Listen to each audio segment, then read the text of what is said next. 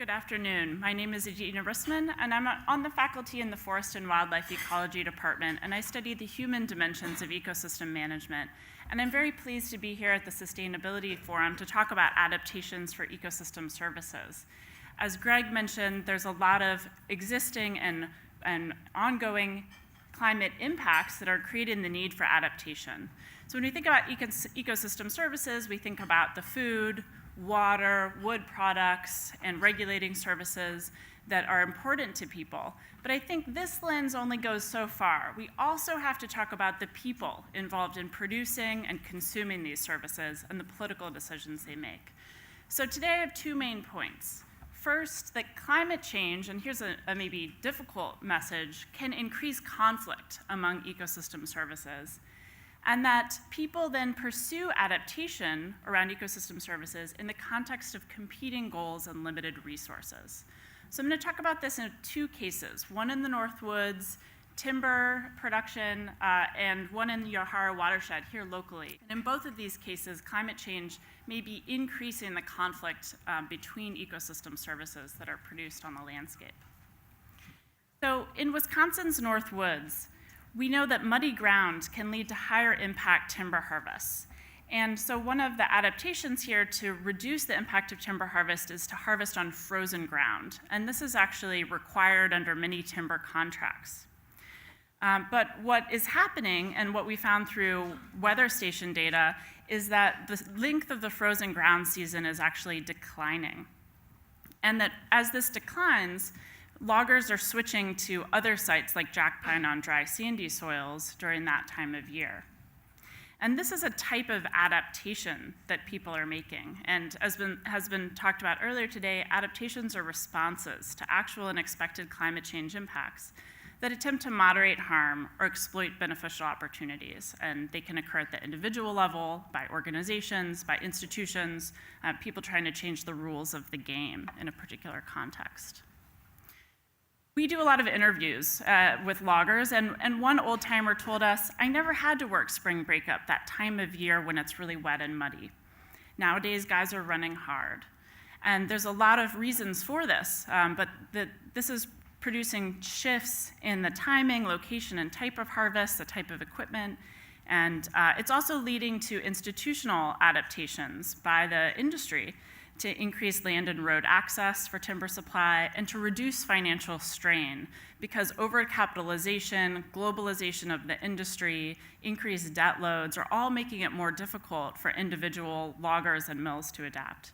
What we have also heard is that one potential adaptation may be to remove sustainability certification, and here's where we see this conflict among ecosystem services, because we know that FSC and SFI and other labels that you might see on your paper are one of the protections that prevent soil rutting, for instance.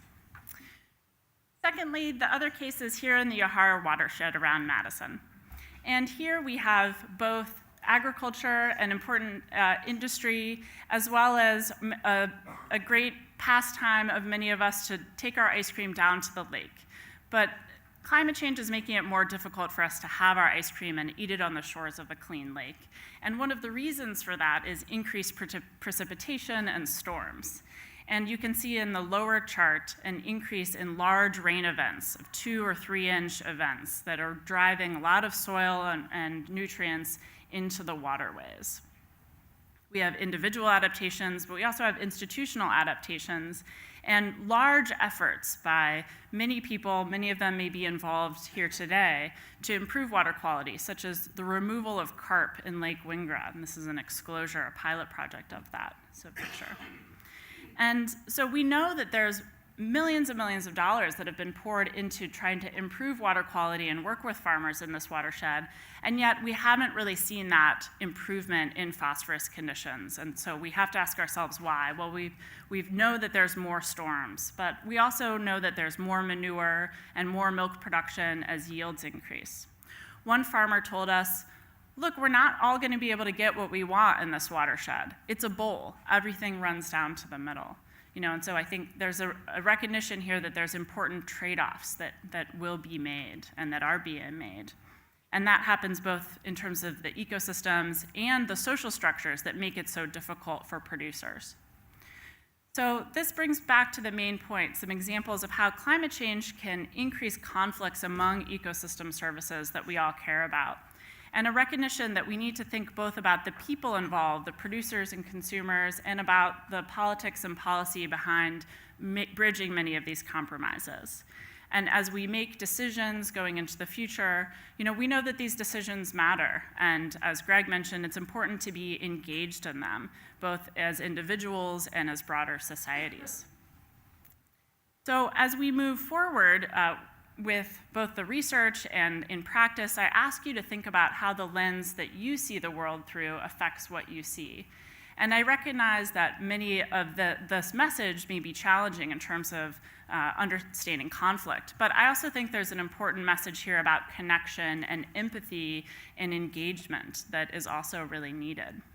So I hope someday to be able to go down to the lake and dip my toes in, hopefully soon, and potentially with my book and my ice cream, and to know that as much as we're all part of engaged in potential challenges among ecosystem services, we're all engaged in these potential solutions that can help us adapt, and to recognize that there's not just one pathway forward for adaptation, but that we need to look at it in multiple contexts. So with that, I want to thank the many people who have contributed to this work within my research group, and many wonderful collaborations here on campus and across the communities with government and broad communities in Wisconsin and nationally. So thank you very much.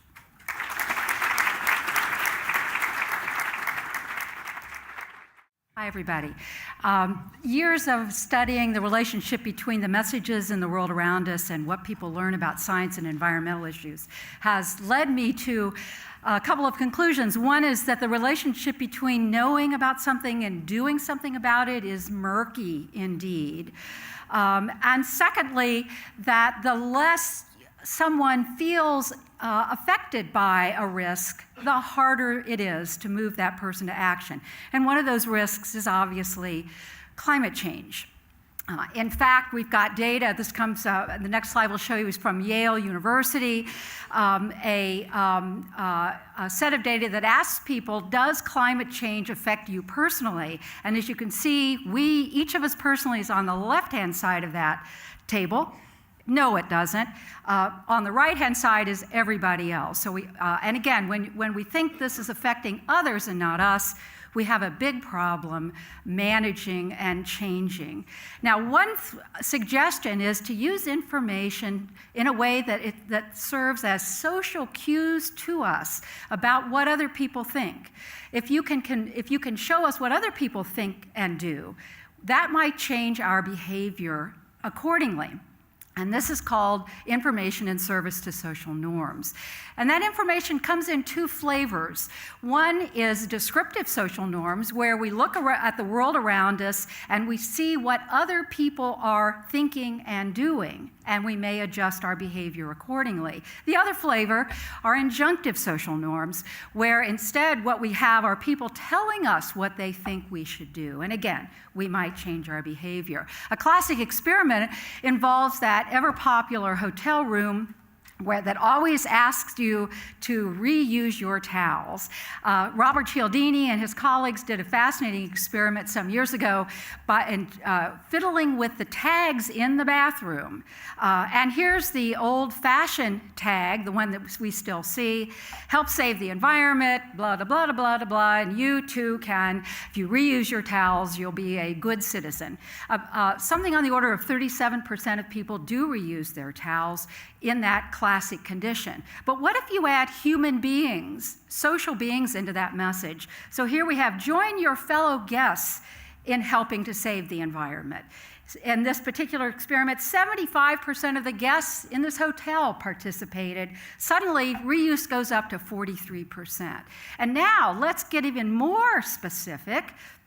Condition 3 said, what about, look at 75% of the guests who stayed in this room that you happen to be in, reuse their towels, and look at what happens, up to 49%. This is the power of social norm information.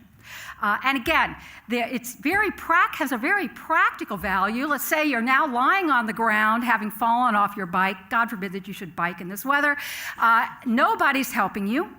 You think they're all indifferent, wrong. They're looking to each other for cues, and everybody's walking by. What you need to do is you say, look, you in the red sweatshirt, come help me, and that will solve your problem. But again, we're always looking at normative information and taking cues. Now, my question is, do we do this with social media channels? Do we look to things like Facebook, Twitter, YouTube, and derive social norms information from those cues, from those channels? And can that help me change people's behavior when it comes to climate change? We took a YouTube video. This is a great video. Go check it out. Scott Craven is Greg Craven. Oh, Scott. Sorry, Scott. Greg Craven is a science teacher who did a wonderful video. And we left the video the same for all of our experimental subjects, but we changed one piece of social norm information, and that was how many people saw the video. So half of our subjects got the high view condition, over 1 million people saw the video. The other half got a low view condition. The question now is, will they use that information to make inferences about what others think about climate change, as well as perhaps about what they think? And the answer turns out to be yes. If you encountered the high view condition, you were more likely to infer that other people thought climate change was an important issue, okay? That's a little bit down the road in a social norms configuration. It's an important first step. And if you actually remembered seeing the high views, in fact, about half the sample didn't, if you actually remembered seeing the high views and you were sensitive to how others perceive you, you actually increased your own judgment of how important climate change was. So again, some interesting findings, fairly straightforward here. This is already out in the workplace. In some states now, utilities are sending to residents these information panels sharing how their neighbors are using energy. Classic social norms effort. If your neighbors are using less energy than you are, you use less energy over the course of the ensuing months. However, normative messages are literally something of a two-way street. You can screw this up, okay, and inadvertently get just the opposite reaction. So, for example, the Petrified Forest National Park in Arizona put up a message saying, please, people, hundreds of you are walking out with bits and pieces of petrified wood. We're losing tons of wood. Don't do this. Guess what happened? Pilfering went up, okay?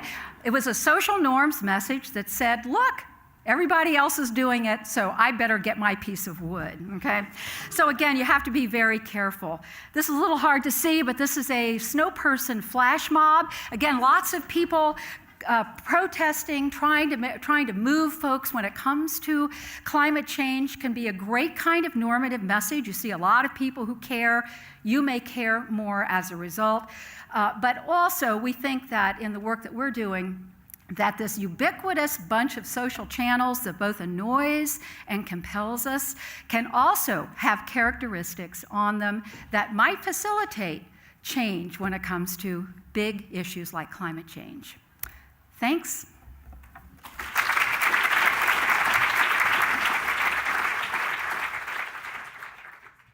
I'm so used to talking without the mic. Thank you. I study human social behavior and especially what it takes to change people's behavior. I teach a class designing and testing social interventions. Many attempts to change people's behaviors have failed. They are not always evaluated. If they are evaluated, many of them show zero effect of interventions. There are basically 4 reasons. Most of the interventions are not based on empirical research in the behavioral and social sciences.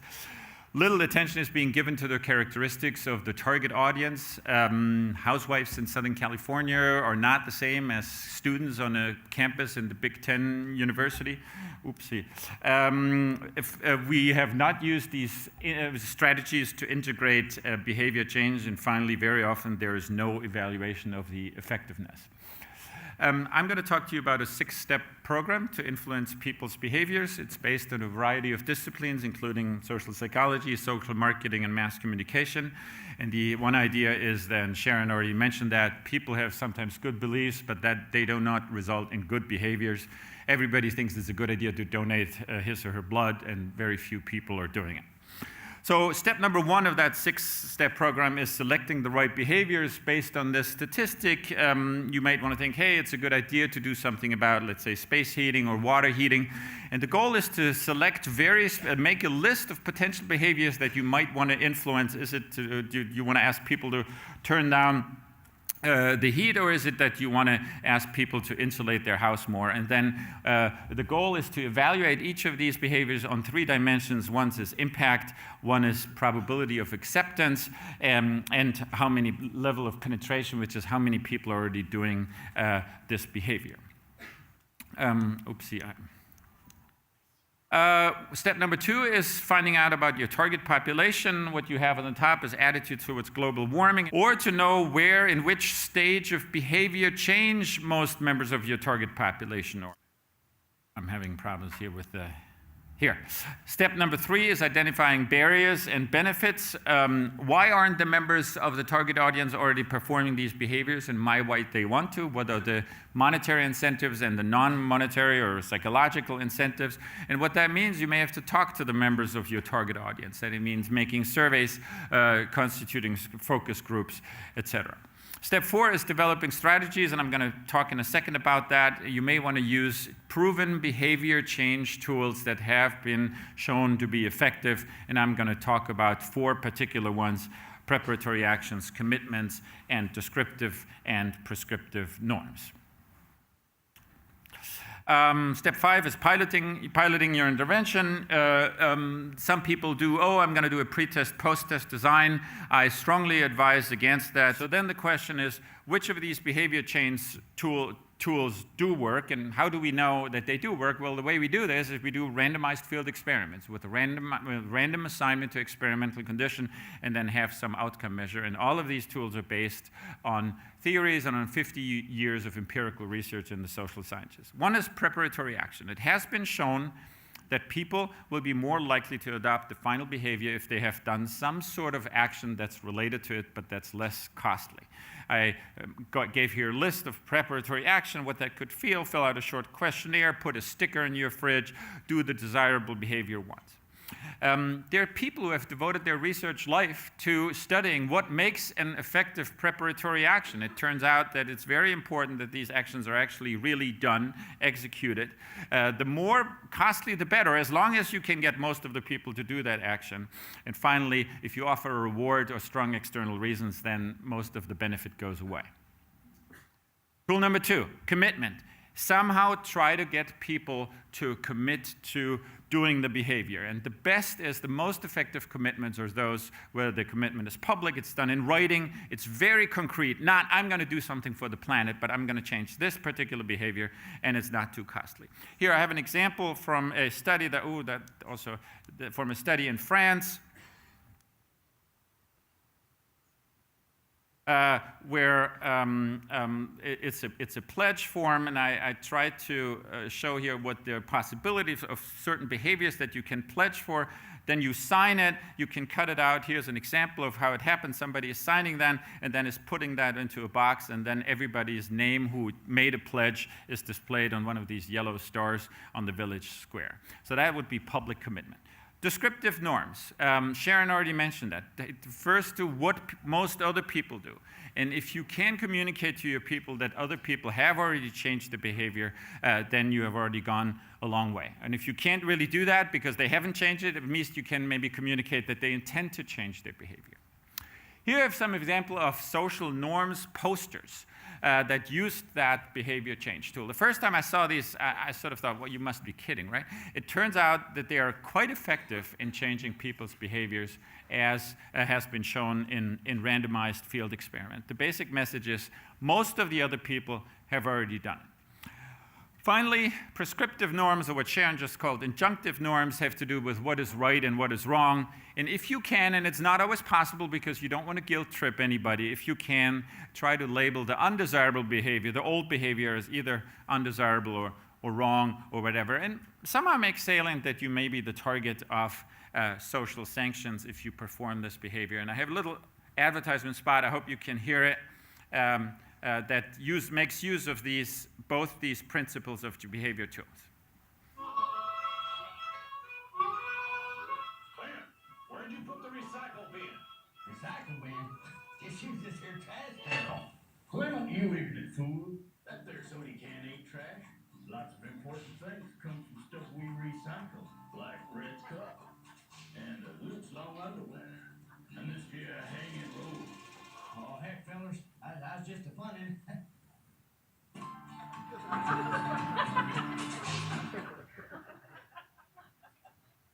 Two characteristics of this advertisement. First of all, there are 4 people who do recycle. They have a favorable attitude towards recycle. The person who doesn't recycle is in the minority. There's only 1.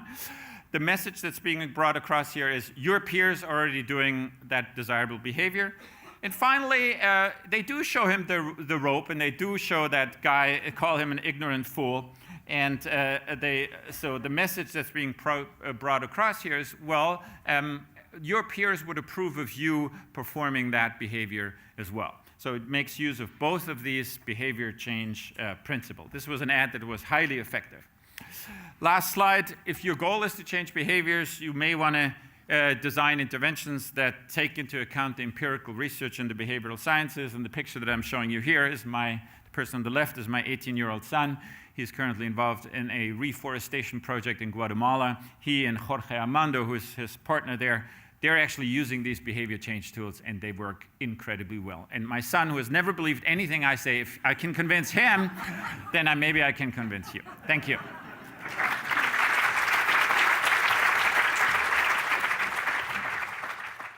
Hi, I'm Kathy Kuntz with Cool Choices. We're a nonprofit that implements behavior change programs. So we're really the epicenter of this, and it's great to follow Sharon and Marcus because they've done this great kind of setup for me about why it's hard to motivate people to change their practices around sustainability. So we were created to do exactly this, to motivate change on climate change. And as we think about the challenges, there are a couple of big challenges when you want to motivate people, and folks today have alluded to this one in a variety of ways. When I say to someone they should act to mitigate climate change, they go, I'm one person, I'm a drop in the bucket. Nothing I do is going to matter. Besides, the stuff you want me to do is dirty, hot. So this is somebody insulating an attic. If you've ever been part of this process, it's messy. It's uncomfortable, it's complicated, it's just not the thing that folks are clamoring to do. And that creates a challenge. You know, we have this problem with what we're doing around sustainability that mostly people have this sense that we want them to suffer a little or a lot. One of my colleagues found this online and we thought it was so great. Our approach is really to reframe this, to really think about how do we frame sustainability differently. Instead of making you feel like you're one insignificant piece, how do we make you feel like you're part of a community of people who cumulatively are having an impact? How do we give you an easy path forward? How do we show you that it really does add up? And how we do that is through a game. So we go in and play a game with people where you collect points for doing environmentally sustainable things. And because it's a game, there's automatically a way to keep score, which means we can track what people are doing. And it's fun and easy. Everyone can play games. So these are just some sample cards from our game to give you a sense of the kinds of things. So we have one-time behaviors, we have habitual behaviors. They cover energy, transportation, water, a category we now call wellness, which is food and waste and all kinds of stuff like that. And we typically play this game in workplaces. So we go into companies and public organizations, and we implement an employee engagement program where people are on teams with their coworkers. Remember, social norms matter. Your colleagues are a really good peer group for you. People are on teams, and over the course of an 8-week game, they report the sustainable behaviors they're making and get points for their team. They do this through an online system that folks can access on a laptop or on an iPhone. Probably our typical player spends less than a minute a day on the system. You log in, you say what you did, and you log out. We have a ton of people who play at like 7 a.m. about the day before. They log their activities, and they're set. We also, though, give people a paper deck of cards, which is completely superfluous to the game, except what we've learned is if you give adults paper cards, they will take those cards home and they will show them to children if there are any children in their home. And if there's an 8-year-old in that home, the 8-year-old will totally get the parents to play. Our participation rates are in the 20 to 70% range, and they're always over 40% when we get people to take paper cards home. So when a company says to us, well, I don't really think we need paper cards, we're like, trust us. Let us hand out paper cards. It's a good thing. The typical player in our game, the average, is about $170 of savings, about a ton of carbon that they mitigate through the new behaviors they adopt in the game. So in the game, we're letting people take credit for things that they're already doing, but we're only tracking the impacts of the new habits. And we frame this up front as there's an advantage, you're going to save money in your personal life by playing. We also, though, see impacts back at the company level. And what this slide is telling you is about 2/3 of players in this particular game said they turned off equipment more at work after the game, which makes perfect sense because you're doing this thing with your colleagues. They're seeing that you're trying to be more sustainable, and it makes you act a little bit more sustainable at work. One of the things that happens in the game is people share photos. We're big on kind of the social norming piece of this. So we want you to share a photo of what you're doing to be sustainable, how you're checking the air pressure in your tires, and that goes up on the blog and everybody sees it, and people tease you in the lunchroom and all of that. It's a game. It's simple. We know it's simple because probably 1/4 of the pictures we get are of people's kids doing these things. I use the bottom one a lot. If an 8-year-old can program a thermostat, we can program the thermostats in our homes. Come on, people. It's also really social. This is a team in a game we recently played in Philadelphia. These guys made their own Cool Choices t-shirts, commandeered a mascot, and rode the city bus to take pictures so they could win a photo contest. And they didn't win. Their colleagues said someone else's photo was cooler, but this is actually another photo from that same game. They're a packaging company, so they have all this cool packaging that they can retool. You think about the buzz that happens when you've got a group of people putting in the time and effort on their own time to make these kinds of photos. That becomes a really powerful way to share values. The other magical thing that we've learned happens in games is gives people permission to be a coach. In your regular life, if you went up to a colleague and said, hey, I noticed you're not turning off your computer when you should, and you really should get right on that, it'd be awkward. In a game where there are points at stake, it's completely acceptable. So people coach. We also do a lot around recognition. These are photos from a law firm where a random player every week got their picture taken with a trophy. All these guys got was their picture taken with a trophy they had to hand back in. Recognition matters, though. And the best recognition, of course, is that intrinsic recognition that your life is better when you're doing sustainable practices. This is Bonnie and Dave. They did a video for us where Bonnie talks about how when they started turning off the TV, they spent more time talking to each other and going for walks. And then she goes on about how the whole game really enriched their lives and they feel better about things post all of these cool choices they're making, which is the most kind of persistence we think we can get. Thank you.